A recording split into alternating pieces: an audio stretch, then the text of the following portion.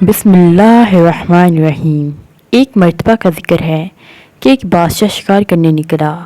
راستے میں ایک لونڈی کے حسن پر فریفتہ ہو گیا اور اسے خرید کر شاہی محل میں واپس آ گیا۔ شکار کرنے گیا تھا مگر خود لونڈی کا شکار ہو گیا۔ یہ لونڈی پہلے ہی سمرقند کی ایک سنار کے لڑکے پر عاشق تھی۔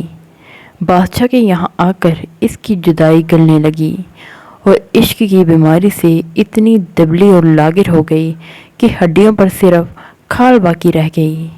بادشاہ کو اس کی یہ حالت دیکھ کر بہت غم ہوا۔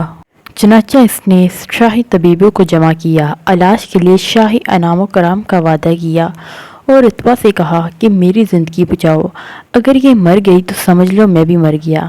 طبیبوں نے انشاءاللہ کہے بغیر دعویٰ کیا کہ ہم بہت جلد اس بیمار لونڈی کو اچھا کر دیں گے۔ چنانچہ اس کی لاغری کو دور کرنے کے لیے علاج معالجہ شروع ہوا۔ اگرچہ مرض بڑھتا گیا، جو دعائی کی اور ان کی ہر دوا الٹا اثر کرنے لگی۔ اس لیے جب بیمار کی قضا آتی ہے تو طبیب بھی بے وقوف ہو جاتا ہے اور اس کی دوا بھی اپنا نفع الٹا راستہ اختیار کر لیتی ہے، چنانچہ بجائے شفا کے الٹا نقصان پہنچاتی ہے۔ باندی کو بطور علاج سکنجبی دی گئی تو اسے صفرا بڑھ رہا تھا اور روغن بادام بجائے فائدے کے الٹا خشکی میں اضافہ کر رہا تھا۔ یہاں ہر دوا مخالف ہو رہی تھی، علاج کا ہر طریقہ ناکارہ ثابت ہو رہا تھا۔ بالآخر طبیبوں کی رسوائی ہوئی اور وہ کچھ دعویٰ کر رہے تھے۔ ان کی عقل اور تکبر کا داوا ٹکانے لگ گیا اور اپنی عاجزی اور مایوسی کا اظہار کر کے دربار سے رخصت ہو گئے۔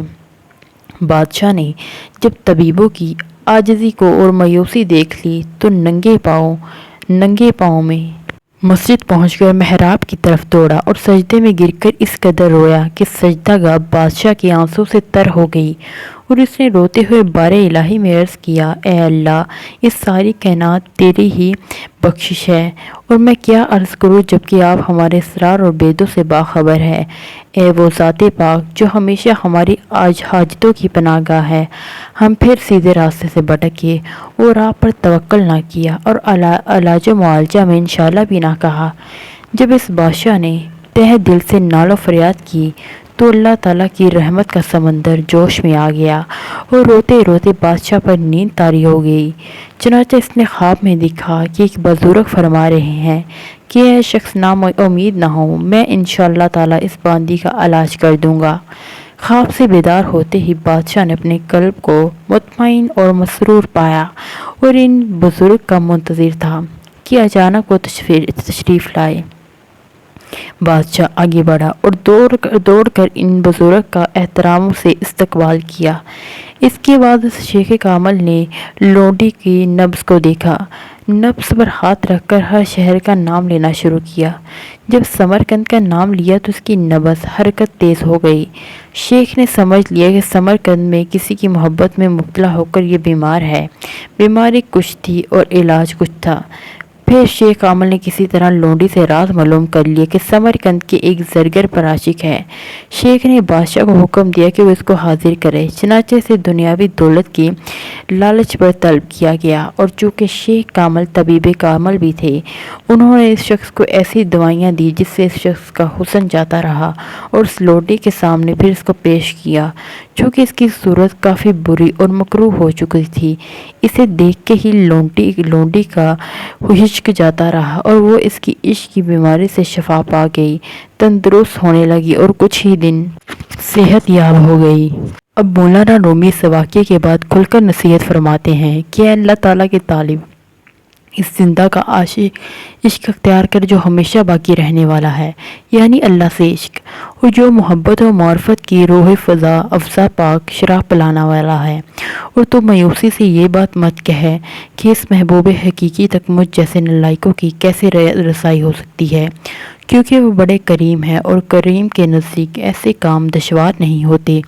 جیسے کہ حدیث شریف میں ہے کہ جو بندہ میری طرف ایک بالشت کی مقدار کے برابر جو ہے قریب آتا ہے، میں اس کی طرف 1000 گز کی مقدار قریب ہو جاتا ہوں۔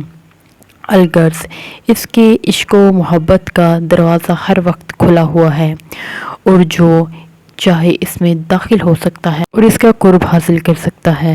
مرشد مولانا عارف باللہ حضرت مولانا شاہ حکیم محمد اختر صاحب فرماتے ہیں، یہ قصہ ہم سب لوگوں کے حال کے عین مطابق ہے۔ چنانچہ ہماری روح کو نفس پر بادشاہ بنایا گیا ہے تاکہ روح نفس سے اللہ تعالیٰ کی رضامندی کے مطابق کام کر لے، جنت کا انعام حاصل کرے، مگر نفس جو روح کی لونڈی ہے وہ دنیا کی لذتوں پر عاشق ہے، جس کے سبب روح کی اطاعت سے منہ موڑتی ہے اور عموماً اس ماحول اور اس معاشرے کے اتباع ناقص ہے جو اس کے علاج پر قادر نہیں۔